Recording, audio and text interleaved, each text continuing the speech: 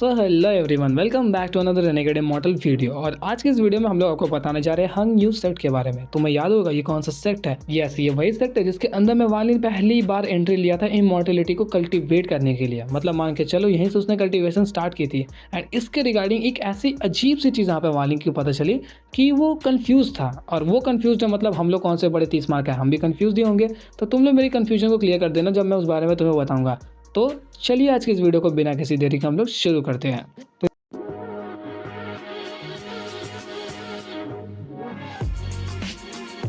जैसा कि हम सभी लोगों ने अपनी लास्ट वीडियो में देखा कि किस तरीके से सभी लोग उस ईस्ट डीमन स्पिरिट सी के सामने में पहुंच चुके थे।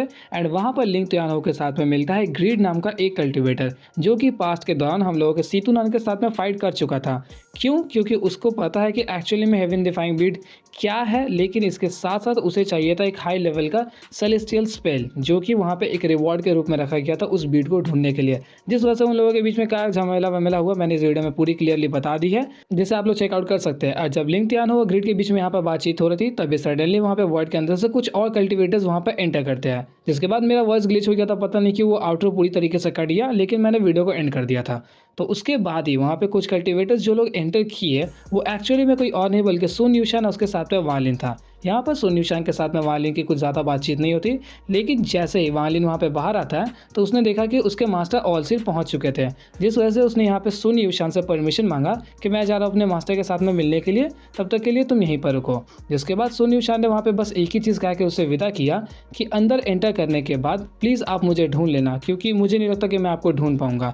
और कोई रीजंस होंगे जिस वजह से उसने ऐसा कहा, आपको वीडियो में आगे पता चल जाएगा। जिसके बाद यहाँ पे वालिन स्माइल करता हुआ उसे कहता है ठीक है, मैं तुम्हें ढूंढ लूंगा। जिसके बाद वो चला गया अपने मास्टर से मिलने के लिए। यहाँ पर ऑलसीर ने उसे देख के ज़्यादा कुछ तो नहीं कहा, लेकिन एक्चुअली में चेन ताओ, जो कि वही हम लोगों का एसिडेंट लेवल का कल्टीवेटर है, उसने यहाँ पर वालिन को देख के काफ़ी ज़्यादा खुश हुआ। लेकिन वो उसके साथ में कुछ बातचीत नहीं कर पाता, क्योंकि वालिन फिलहाल ऑलसीर के पास में खड़ा था, जहाँ पर चेन ताओ ने बस एक स्माइल किया। जिसके बाद वालिन उसकी तरफ में देख के कुछ रिप्लाई तो नहीं कर पाता और उसने यहाँ पे जाकर मास्टर को ग्रीट किया। लेकिन इस दौरान यहाँ पे ऑलसीर उसके ऊपर में कुछ ज़्यादा ध्यान नहीं देते, बल्कि उन्होंने कहा कि चुपचाप जाकर लाइन में खड़े हो जाओ। जिसके बाद वालिन जाके उन 10 लोगों की लाइन में, यानी कि 10वां तो वो खुद ही था, उसकी लाइन में खड़ा हो जाता है। एंड इसी दौरान लिंग त्यानो जब वालिन को देखता है तो वो सोचता है कि ये मुझे कहीं जाना पहचाना लग रहा है। इसके साथ साथ वहाँ पे ग्रीड ने भी कुछ अलग टाइप का रिस्पॉन्स किया। जिसके बाद लिंग त्यानो ने पूछा कि क्या तुम इसे जानते हो? तो वहाँ पे ग्रीड कहता है मैं इसे नहीं जानता, लेकिन ये मेरे पुराने दोस्त के डिसेंडेंट टाइप का लग रहा है। इसके बाद वहाँ पे उसका सीन ज़्यादा नहीं दिखाया जाता। इसके बाद ही हम लोग को ब्लड एंसेस्टर की बेटी या शिशु को नजर आता है और वो वालिन की तरफ में एक झलक देखती है। एंड वो अपने मन में सोच रही थी कि पता नहीं क्यों मेरे पिता ने इस पर ज़्यादा ध्यान देने के लिए कहा। एंड इस दौरान वो बस सोच रही थी और उसने अपनी आंखें फिर से बंद कर ली। जिसके बाद हम लोग को यहाँ पे एक सीन दिखाया जाता है जिसका नाम था टाइड फेज। एक्चुअली में टाइड फेज एक ऐसा मोमेंट है कि जब वो ओपनिंग्स होने वाली होती है, तब वहाँ पर उस सी के आसपास में काफ़ी अनयूजुअल सा ऑरा रिलीज होने लगता है, लाइट्स वगैरह। एंड वहाँ पे काफ़ी अनयूजुअल मूवमेंट यहाँ पे क्रिएट होने लगा। मतलब कुछ आती है कुछ जाती है, इस तरीके की पूरी डिटेल के अंदर में तुम लोग समझ जाओगे। जब ये टाइड फेज वहाँ पे स्टार्ट होता है, तब उस ईस्टर्न डिमोनिक सी के अंदर से वहाँ पे 2 तरह की लाइट्स रिलीज होना शुरू हो जाती है, जिनमें से पहला था ग्रीन कलर का लाइट। ग्रीन कलर की लाइट बहुत ज़्यादा ही तेज थी, उसने कुछ ही सेकंड्स के अंदर में सभी कल्टीवेटर्स को पीछा छोड़ता हुआ पूरे प्लैनेट त्यानून की तरफ में बढ़ना शुरू कर देती है। एंड इसकी रीच बहुत ज़्यादा थी, ये लिटरली स्पेस में तक पहुँच जाती है। ये जो ग्रीन लाइट यहाँ पे रिलीज हुई थी, ये कई तरीके की डिमोनिक पिलर्स टाइप का भी क्रिएट हो जाता है, जो कि सभी कल्टीवेटर्स के ऊपर में एक तरीके का अनयूजुअल प्रेशर भी क्रिएट कर रहा था। एंड कुछ कल्टीवेटर्स जो कि अपने मास्टर्स के साथ नहीं थे, रो कल्टीवेटर्स थे, उनकी लिटरली यहाँ पर डेथ तक हो गई। कई सारे बहुत ज़्यादा घायल हुए, लेकिन कुछ की डेथ हो गई। एंड वालिन जैसे कल्टीवेटर जिनके पास में पावरफुल मास्टर्स थे, स्टिल उन लोगों को भी काफ़ी भारी ब्लैक ऐश वहाँ पे झेलना पड़ा। वालिन खुद कई सारे माउंटेन्स का बोझ अपने सर के ऊपर में लेके घूम रहा हो, ऐसा उसे फील होता है। उसकी मुंह से थोड़ा सा खून भी निकल गया। जैसा कि मैंने बताया कि ये ग्रीन लाइट ज़्यादा देर तक नहीं रहता, लेकिन ये जो कुछ ही सेकंड्स थे उसके अंदर में कई सारे कल्टीवेटर्स की हालत ख़राब हो गई थी। इसके साथ साथ यहाँ पर ये जो ग्रीन लाइट थी वो धीरे धीरे करके वापस की तरफ आ भी गई। लेकिन इसी दौरान जब ये जो रेड लाइट वहाँ पर रिलीज़ होती है ना, ये बहुत ज़्यादा ही अलग था, लिटरली बहुत ज़्यादा अलग। ये कुछ ही सेकंड्स के अंदर में सभी कल्टीवेटर्स को पास कर देती है, उन्हें पता तक नहीं चलता कि कब आई कब गई। सबको पास करने के बाद वो पहुँच जाता है स्पेस के अंदर में। एंड स्पेस के अंदर में वो लिमिटेड नहीं था, उसके बाद वो काफ़ी दूर तक ट्रैवल करता है। उसने लिटरली वहाँ जो प्लैनेट यानी उनके आसपास में 5 प्लैनेट्स हैं उनको कवर कर दिया। इनफैक्ट वो एक ऐसे प्लैनेट पर जाता है जिसके बारे में तुमने एक्सपेक्ट भी नहीं किया होगा। अगर आप लोगों ने अभी तक मन में सोच लिया हो तो कॉन्ग्रेट्स, तुम लोग बहुत ज़्यादा ही स्मार्ट हो। एंड ऑफ कोर्स मैं बात कर रहा हूँ उसी प्लैनेट की, प्लैनेट सुजाको की। इस दौरान वो जो रेड लाइट था वो लिटरली सुजाकू के आसमान में भी नज़र आ रहा था। वहाँ पर जो करंट का सुजाकू यानी कि ज़ौ वुताई नज़र आता है, उसने लिटरली अपने पूरे आसमान को रेड कलर में होता हुआ देख लिया। इसके बाद ये जो रेड लाइट थी वो थोड़ी देर के लिए ही था वहाँ पर, वो भी ज़्यादा देर नहीं टिका, लेकिन उसका जो था ना कि उसने इतनी ज़्यादा पहुँच बनाई, वो चीज़ बिल्कुल डिफरेंट था। जब वो वापस की तरफ आने लगता है ना स्पिरिट सी के अंदर में, तब उस दौरान उसने लिटरली आस-पास में जो भी ऐसे ट्रेजर्स होते हैं, कॉर्प्स होते हैं जिसके कोई ओनर्स वगैरह नहीं थे, वो सभी चीज़ों को अपनी तरफ में अट्रैक्ट करना शुरू कर दिया। एंड उन सब की स्पीड इतनी ज़्यादा थी ना कि एक भी कल्टीवेटर उन चीज़ों को ऑब्जर्व तक नहीं कर पा रहा था। बहुत ही मुश्किल से और रेयर चांसेस में ही वो लोग देख पा रहे थे कि कौन से ट्रेजर्स और कॉर्प्स वगैरह आ रहा है। बट सबको वहाँ पे दिख रहा था कि काफ़ी भयानक मात्रा में वहाँ पर सभी तरीके के ट्रेजर्स आ रही थी। इनफैक्ट वान लिन ने यहाँ पे 2 चीज़ें नोटिस की, जिनमें से एक था एक एंशिएंट बीस्ट नहीं बल्कि करंट का ही बीस्ट, जो कि बहुत ज़्यादा पावरफुल था, एसिडेंट लेवल का बीस्ट। वो भी उस रेड लाइट के साथ उस वापस से स्प्लिट सी के अंदर में खींचा चला गया। इसके साथ साथ उसे यहाँ पे एक स्वॉर्ड नजर आया, जिसे देखकर वान लिन बस कह रहा था, ये तो वही यार, ये तो वही, ऐसे वाला उसका हकला गया वो लिटरली स्वॉर्ड को देख के। मतलब सोच सकते हो कि कितने ज़्यादा रेड ट्रेजर्स को वो वहाँ पर लेके आया था। इन सभी रेड लाइट्स के बीच में एक और ऐसा रेड लाइट था जो कि एकदम अलग था, सभी रेड लाइट से बीच में से। इन चीज़ को सबको वहाँ पे ऑब्जर्व करने का ट्राई कर रहे थे, मतलब अपने डिवाइन सेंस से देखने का कि वो जो सभी रेड लाइट्स है वो किस चीज़ों को अपनी तरफ में खींच रहा है। तो जब उस रेड लाइट के ऊपर में सबकी नज़र पड़ती है, तो वहाँ पे वो जो ओल्ड मॉन्स्टर्स है, तुम्हें पता है किसकी बात कर रहा हूँ, वो सब लोग वहाँ पे चौंक गए, क्योंकि वो कोई भी कल्टिवेटर, नॉर्मल तो छोड़ दो, ऑल सी जैसे कल्टिवेटर्स और लिंग त्यान हो जैसे कल्टिवेटर्स उस रेड लाइट के अंदर देख नहीं पा रहे थे कि क्या है वहाँ पर। एंड इस दौरान उन लोगों की आंखों में भी थोड़ा सा प्रॉब्लम होने लगता है। कुछ वीक कल्टिवेटर्स जिन्होंने अपने डिवाइन सेंस को उसके अंदर में झांकने का ट्राई किया, वो लोग को काफ़ी भारी ब्लैक ऐश वहाँ पे झेलना पड़ता है। इनफैक्ट कुछ लोग मर भी गए। और तुम्हें क्या लगता है वान लिन ट्राई नहीं करेगा? वान लिन ने भी लिटरली वहाँ पर ट्राई किया, उसको भी भारी ब्लैक ऐश झेलना पड़ता है। वान लिन को यहाँ पे समझ आता है कि ये जो चीज़ है वो बिल्कुल अनयूजुअल है, इसे देखने के लिए कोई नॉर्मल डिवाइन सेंस की ज़रूरत नहीं पड़ेगी, जिस वजह से उसने यहाँ पर पता नहीं किस तरीके का स्पेल को इस्तेमाल किया, जिस वजह से उसकी आंखों से ग्रे लाइट वहाँ पर निकलने लगती है, ग्रे फॉग टाइप का, जिसके बाद उसका जो डिवाइन सेंस था वो और भी ज़्यादा पावरफुल हुआ, जिसकी वजह से उसने फाइनली उस रेड लाइट के अंदर में झांक लिया। एंड वो था एक्चुअली में एक तरीके का टोकन।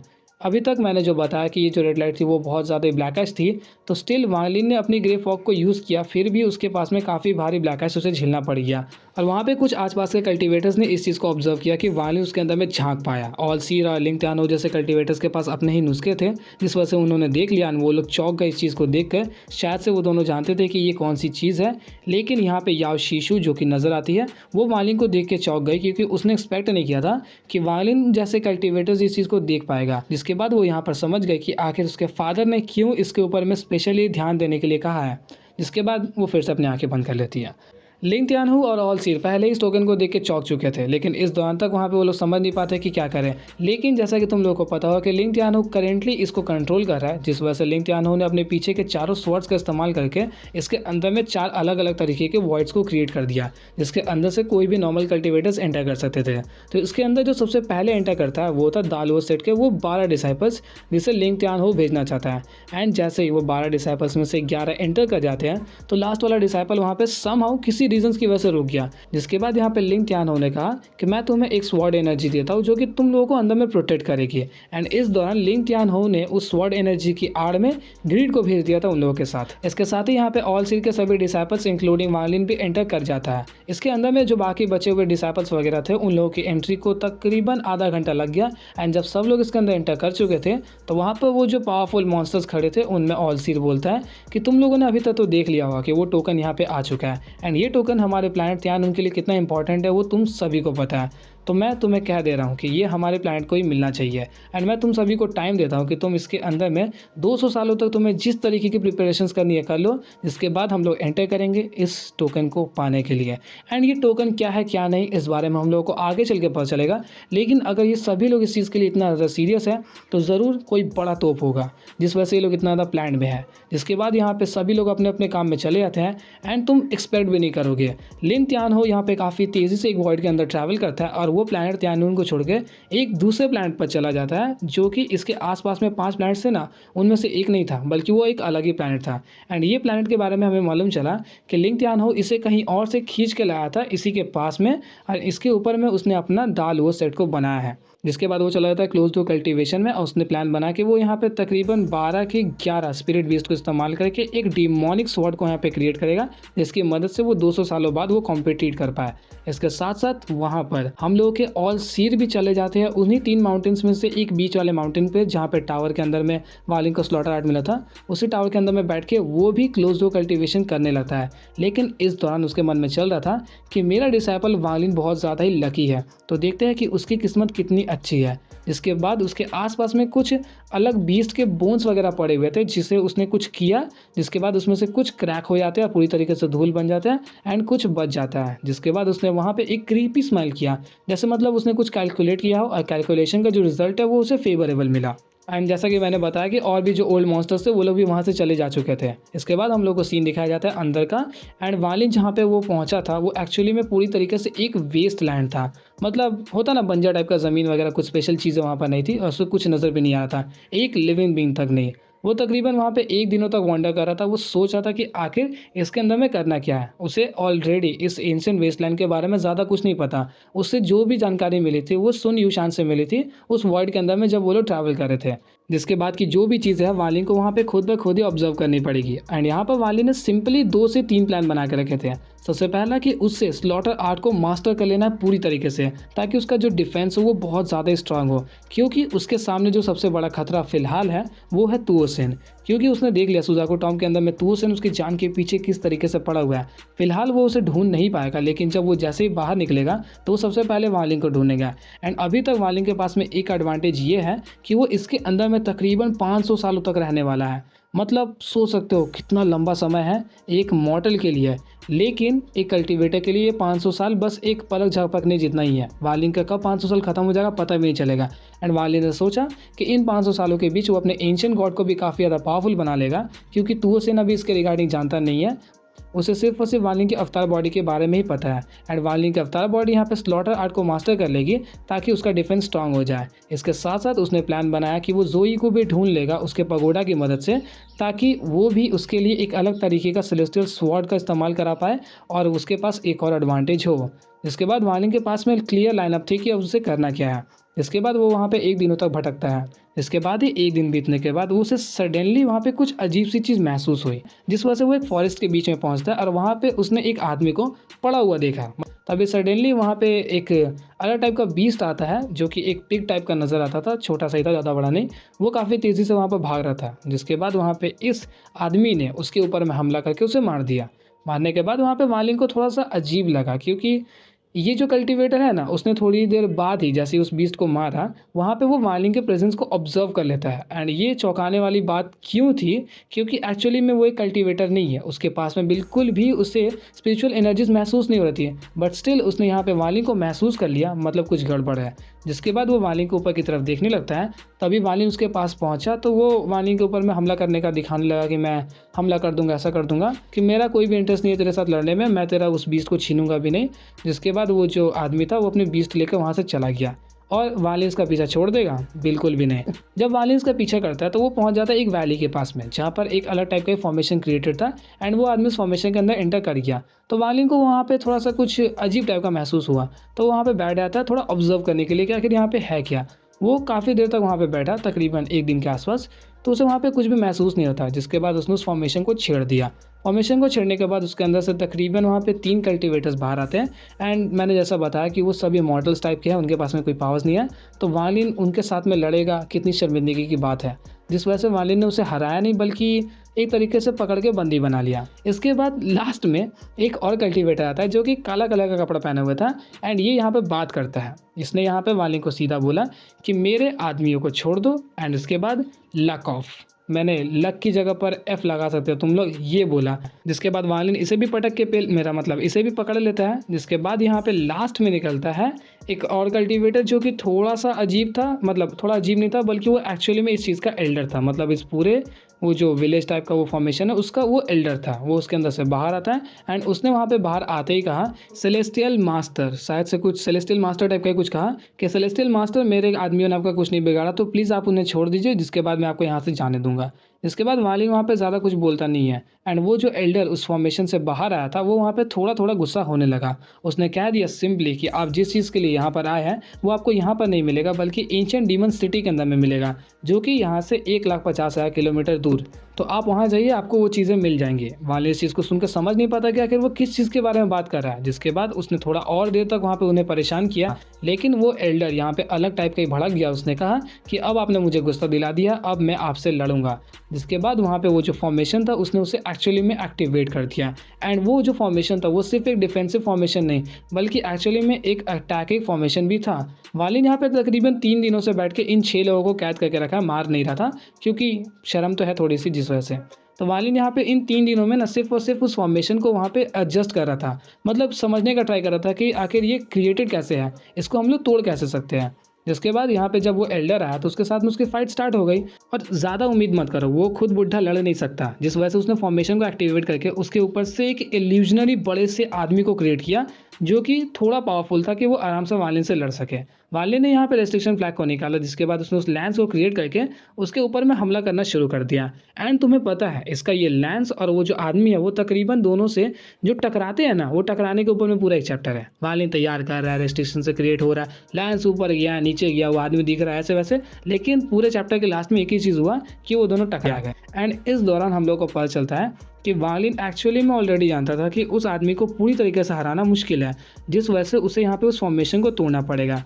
एंड वालिन उस लैंस की मदद से यहाँ पे इसके साथ में जो टाइम पास कर रहा था वो एक्चुअली में वो एक तरीके का डिडक्शन खुद के माइंड में क्रिएट कर रहा है, जो कि कुछ सील्स है। एंड तकरीबन जब वो 83 सील्स को क्रिएट कर देगा तब वो आराम से इस फॉर्मेशन को तोड़ सकता है। लेकिन इस दौरान तक जब वो लैंस टूट चुका था तो वो एल्डर ने वहाँ पे और भी फॉर्मेशन को एक्टिवेट कर दिया, जिसके बाद वहाँ पे तकरीबन 1000 फीट दूरी तक एक गोल्डन टाइप का केज क्रिएट हो रहा था, जिसके अंदर से ग्रीन लाइट्स काफ़ी ज़्यादा एमिट हो रही थी। वालिन के पास स्टिल थोड़ा सा टाइम ज़रूरत था कि वो पूरी तरीके से उसको क्रिएट कर पाए, क्योंकि उसने ऑलमोस्ट 63 के आसपास पूरे रेस्ट्रिक्शंस को क्रिएट किया था और उसे ज़रूरत थी तकरीबन 87 की उस चीज़ को तोड़ने के लिए। एंड जब वो वालिन के तकरीबन 30 फीट दूरी के अंदर आ गया तब तक वालिन ने पूरी तरीके से अपने उस डिडक्शन को क्रिएट कर दिया।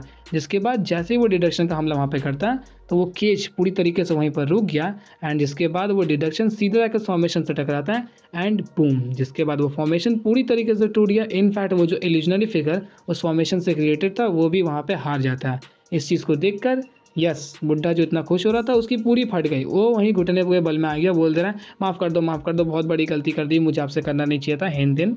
और काफ़ी देर तक वहाँ पे माफ़ी मांगने लगा। तो यस, यहाँ पे वालिन ने इन लोगों को कुछ भी नहीं किया, उसे कोई फ़र्क नहीं पड़ता ये जिए या फिर मरे, लेकिन स्टिल वो इन लोगों को मारना नहीं चाहता था। वालिन उस ओल्ड मैन की इस पीसफुल अप्रोच को देखकर उसने उस 6 कल्टिवेटर्स को वहाँ पे पूरी तरीके से रिहा कर दिया। इनफैक्ट उसने उस पूरे फॉर्मेशन को फिर से क्रिएट भी कर दिया, क्योंकि उसने ऑलरेडी स्टडी कर रखा था। मतलब वो जो टूटा था उसको वापस से रिक्रिएट कर दिया। जिसके बाद यहाँ पे वो बुढ़ा उसे ऑफर करता है कि आप क्यों ना मेरे गांव के अंदर में आए, क्योंकि आज डीमन स्पिरिट नाइट है, तो आप भी इसे एक बार एक्सपीरियंस कर पाएंगे। जिसके बाद उसने वहाँ पे कुछ मतलब मंत्र फूका। जिसके बाद वो जो एक फॉर्मेशन है उसके अंदर में एक टनल क्रिएट हो जाता है, जिसके अंदर से वो लोग एंटर कर सकते थे। एंड वो सभी लोग उसके अंदर एंटर करना शुरू कर दिया। वालिन वहाँ पे चुपचाप बस एंटर कर रहा था, वो कुछ बोल नहीं रहा था ज़्यादा। जब वालिन उसके अंदर एंटर करता था उसने देखा कि ये पूरा एक गाँव है।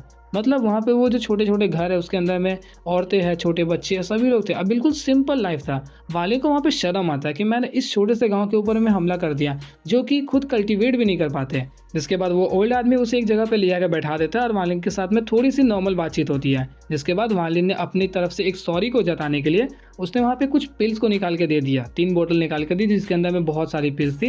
एंड उसको उस ओल्ड मैन ने वहाँ पे आराम से अपना भी लिया। जिसके बाद वालिन का यहाँ पे बिल्कुल भी रुकने का प्लान नहीं था। उसने कहा कि अब मैं यहाँ से चलता हूँ, और वो उठ के वहाँ से जाने वाला था। लेकिन उस बुढ़े ने खुद ही उसे वहाँ पे रोका, अनुरोध किया कि प्लीज़ आज रात रुक जाइए, क्योंकि आज की रात हम लोग की डीमन नाइट स्पिरिट है, तो आज के दिन अगर आप रुकेंगे तो आप काफ़ी चीज़ें देख सकते हैं। जिसके बाद वहाँ पे उसने काफ़ी देर रिक्वेस्ट करके वालिन को फाइनली रोक लिया। इसके बाद हमें पता चलता है कि वो जो बुढ़ा का घर है वो उस गांव के बिल्कुल किनारे की तरफ में है, जहाँ पे कुछ आसपास में ज़्यादा घर नहीं है। एंड इस बुढ़े ने वहाँ पे वालिन को ऑफर किया कि आप प्लीज़ मेरे घर चलिए ना। वहाँ पर जाने के बाद वालिन जब उस घर के अंदर में एंटर करता तो वो एक छोटा सा झोपड़ी था, जिसके अंदर में एक छोटा सा बेड, टेबल, चेयर वगैरह रखा हुआ था। लेकिन उसके अंदर में एक ऐसी चीज़ देखी जिसे देखकर वालिन की आंखें फटी रह गई।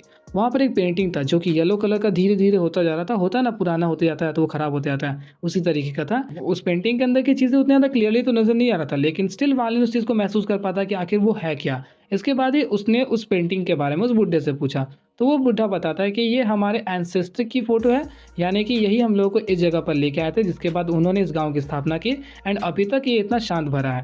इस चीज़ को देखकर वालिन वहाँ पे बहुत ज़्यादा चौंका हुआ था, लिटरली इतना ज़्यादा तुम सोच नहीं सकते। उसने पूछा कि आखिर इसका नाम क्या है? तो वहाँ पर उस कल्टीवेटर ने बताया इनका नाम है हुआंग लॉन। और इस नाम को सुनकर वालिन के रोंगटे खड़े हो जाते हैं, क्योंकि वो इस तस्वीर में जो चेहरा है उससे अच्छी तरीके से पहचानता था। उसे लगता है कि मैंने इसे कहीं तो देखा है, याद नहीं आ रहा एग्जैक्टली। फिर उसके बाद उसकी जो मेमोरीज थी बहुत ज़्यादा तेज़ी से दौड़ने लगती है एंड उसकी मेमोरीज सीधा वहाँ से निकलती है। फिर उसके बाद वो उस प्लानट त्यानिन के ऊपर से निकलती है, निकलते हुए स्पेस को ट्रैवल करते हुए काफ़ी तेज़ी से सुजाकू पर पहुँचता है, जिसके बाद वो पहुँचता है कुछ वैलीज़ के अंदर में एंड वो फाइनली पहुँचा हंग यू सेट के अंदर। वालिन इस टाइम पे पूरी तरीके से मेमोराइज़ कर पाता है कि ये आदमी कोई और नहीं बल्कि हुआंग लॉन्ग है, जो कि हंग वे सेट के मास्टर थे, जिसके कल्टीवेशन फाउंडेशन एस्टैब्लिशमेंट ड्रीम पर थी। वालिन इस चीज़ को देख के बहुत ज़्यादा ही चौंका, क्योंकि उसकी शक्ल से लेके सूरत से लेके सभी चीज़ें बिल्कुल मैच कर रही थी और सच में सभी चीज़ें मैच कर रही थी, जिस वजह से वालिन यहाँ पे बहुत ज़्यादा चौंका हुआ था। वालिन वहाँ पे बस सोच नहीं पाता कि आखिर ऐसा कैसे हो सकता है? ये दोनों इतने ज़्यादा सिमिलर कैसे हो सकते हैं? उसने इस बारे में उस ओल्ड मैन को ज़्यादा कुछ नहीं कहा, बल्कि एक्चुअली में अब वो पूछने लगा कि आखिर ऐसी कौन-सी चीज़ थी जिस बारे में तुम मुझे बार-बार कह रहे थे कि वो मुझे एंशिएंट डीमन सिटी में मिलेगी? एंड इस चीज़ को सुनकर वहाँ पे एक टाइम के लिए वो जो बुड्ढा था वो बहुत ज़्यादा ही सहम जाता है, इतना कि तुम सोच भी नहीं सकते। वालिन को लिटरली वहाँ पे 2 से 3 बार पूछना पड़ा, तब जाके उस बुड्ढे ने बताया कि एक्चुअली में ये है क्या? और ये क्या था तुम लोगों को नेक्स्ट वीडियो में पता चलेगा, क्योंकि मेरा गला बैठ गया है। तो आज की इस वीडियो को हम लोग यहीं पे एंड करते हैं। आपको लोगों को वीडियो अच्छी लगी होगी और अगर अच्छी लगी तो इसके लिए एक लाइक तो बनता ही है। तो मिलते हैं आपसे एक और न्यू इंटरेस्टिंग वीडियो के साथ, तब तक के लिए गुड बाय।